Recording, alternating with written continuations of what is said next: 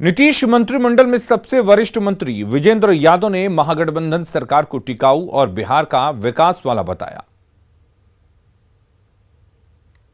इस वक्त हमारे साथ महागठबंधन के सबसे वरिष्ठ नेता विजेंद्र यादव जी हैं, जिनके अनुभव का फायदा हमेशा एनडीए गठबंधन हो या महागठबंधन हो फायदा उठाते रहा। सर, आज एक बार फिर से महागठबंधन की सरकार बनी है। 2020 में जब एनडीए की सरकार बनी थी उस समय कई तरह के आरोप प्रत्यारोप, लेकिन अब दौर पुराना हो गया। सर, 2022 के बने इस महागठबंधन को आप कैसे देखते हैं?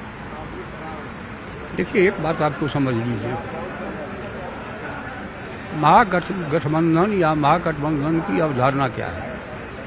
कोई भी पार्टी किसी राज्य में या देश में, दुनिया में जो लोकतांत्रिक देश है, अगर सिंगल मेजॉरिटी नहीं लेती है तो अपने समान विचार वाले लोगों के साथ सहयोग के लेके सरकार बनाती है, क्योंकि वैकेंसी तो रहेगी, चुनाव तो तुरंत होगा नहीं।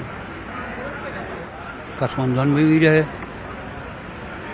जो बिहार भाजपा के प्रदेश अध्यक्ष का बयान आता था, हद तो हो गई। राष्ट्रीय अध्यक्ष जब बिहार में आके एक बड़ा मीटिंग किया, कहा कि आगे आने वाले वक्त में क्षेत्रीय कोई पार्टी नहीं रहेगी, तो मतलब सभी पार्टी को खा जाएगी। ऐसी परिस्थिति में हम लोग ने निर्णय लिया कि हम लोग के समाज विचारधारा की पार्टी, जब जनता दल से आरजेडी बना था, जनता दल से समता पार्टी बना था, फिर जनता दल और समता पार्टी का मर्जर हो गया, जनता दल यू हो गया, आरजेडी अलग रहा। इसीलिए हम लोगों ने ये निर्णय लिया कि श्री नीतीश कुमार जी का नेतृत्व और गठबंधन को में परिवर्तन करें। सर, कितनी बड़ी चुनौती है आप लोग के सामने, चूंकि 2 साल के बाद लोकसभा चुनाव है, 3 साल के बाद विधानसभा चुनाव है। इसके पहले हम लोग सर ये कहते सर कि लोग बोलते थे कि 2020 में डबल इंजन की सरकार होगी, विकास काफी होगा। अब तो एक इंजन तो निकल गया, तो आपको लगता है कि उसका असर पड़ेगा आप लोग? डबल इंजन की सरकार अभी तो 14 से लेकर 22 तक 8 साल में क्या विकास हुआ है। घोषणाएं केवल ज्यादा हुई, कंप्लीट तो हुआ नहीं कोई।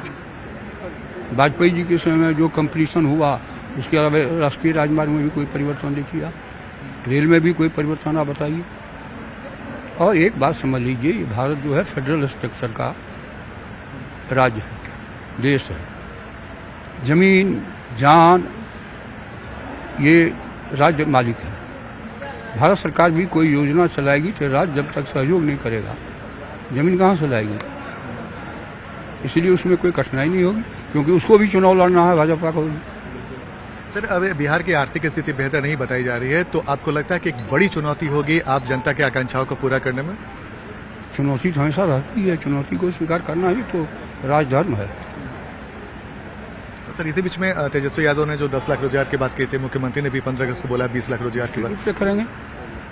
फाइनेंस का अरेंजमेंट किया जाता है, वित्तीय प्रबंधन किए जाते हैं। किसी मामले में कोई टैक्स बढ़ाए जाएंगे, कोई और भी नए टैक्स लगाए जाएंगे ताकि राजस्व प्राप्ति हो।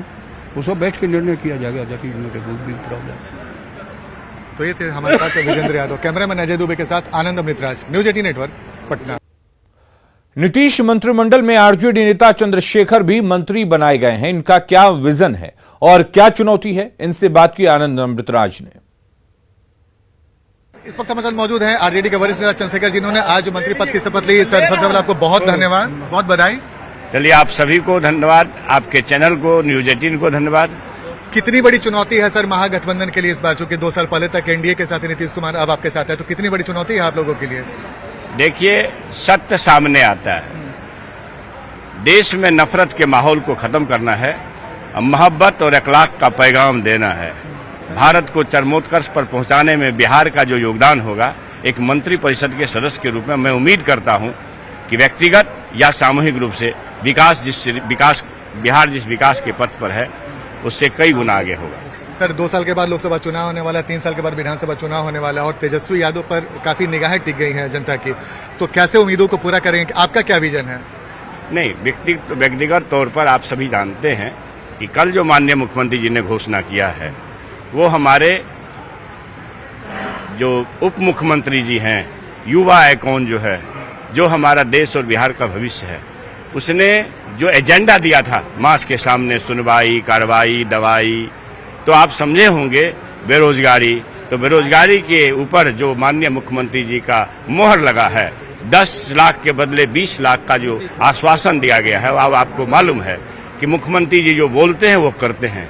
तो जो एजेंडा हमारे माननीय उप मुख्यमंत्री तेजस्वी बाबू का था, वो एजेंडा पर मोहर लगा। मैं उम्मीद करता हूं कि निश्चित तौर पर बाकी जो चीजें हैं, जो कहीं पीछे किसी मामले में बिहार अगर रही होगी, तो हम सभी का योगदान बिहार को चरमोत्कर्ष पर पहुंचाना, जो सही अहिंसा के पुजारी, शून्य को स्थापित करने वाला और गणतंत्र का संदेश देने वाला, दुनिया को प्रशासन सिखाने वाला जो बिहार रहा है, मैं उम्मीद करता हूं कि नीतीश बाबू की अगुवाई में देश भी चमत्कार देखेगा। तो देश भी चमत्कार देखेगा नीतीश कुमार की अगुवाई में, ये कहना था चंद्रशेखर जो आज जिन्होंने मंत्री पद के शपथ ली। कैमरा अजय दुबे के साथ आनंद मित्रा, न्यूज 18 नेटवर्क, पटना।